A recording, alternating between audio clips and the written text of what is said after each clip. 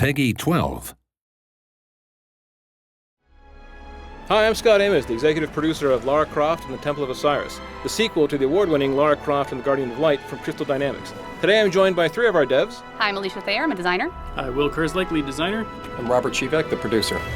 So in today's Dev Diary, we're going to take you through all the awesome, exciting adventure we have planned for you for 4-player co-op action and talk about our characters and all their features.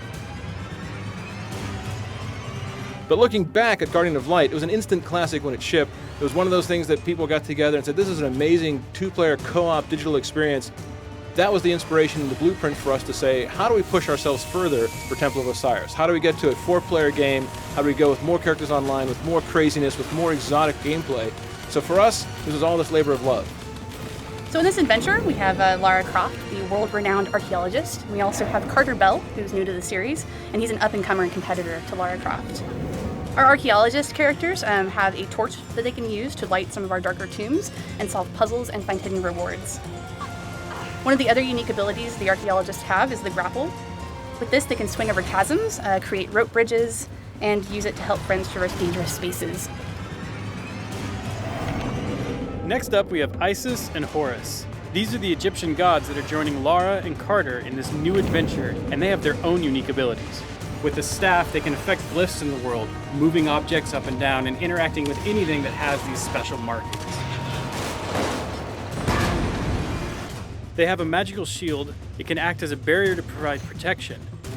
Shield can also be used as a stepstone, allowing other players access to difficult-to-reach places. It'll also move across the surface of water.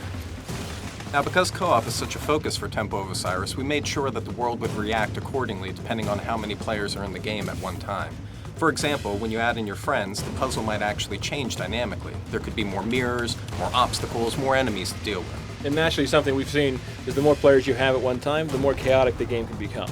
So you'll start competing for loot, but you also start griefing your buddies, kind of that competition angle.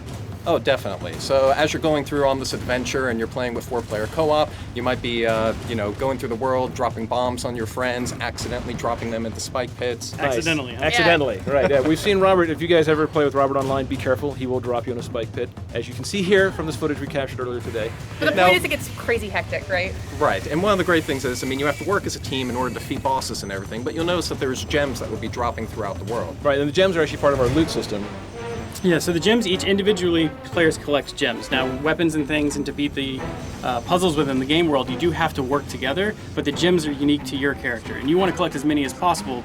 And the cool thing is, when you get to the end of a tomb, there's all these treasure chests that you could open, and you could use them to unlock powerful new rings and amulets, weapons, and costumes for your player. And the chests are different costs based off of the type of loot that you can get from them, so the more gems you have, the cooler loot you get.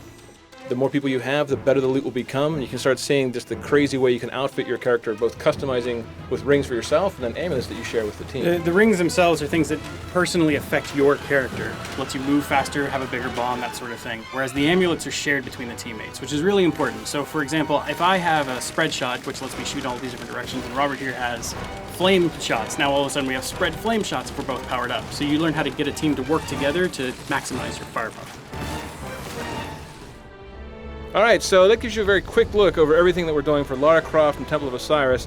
4-player couch online, mix and match, drop in, drop out, and drop your friends into spike pits. From our side, this is all about working together as a team, but also competing together as a team. This is for us one of those labors of love that we come from the Guardian of Light days, looking forward to what we want in Temple of Osiris Day. So we really hope you guys will love playing it as much as we've loved making it. Coming out this year, December 9th for Xbox One, PS4, and PC. Thanks, team. Anything else? Thanks for watching. All right, guys, have a great time. We'll see you online.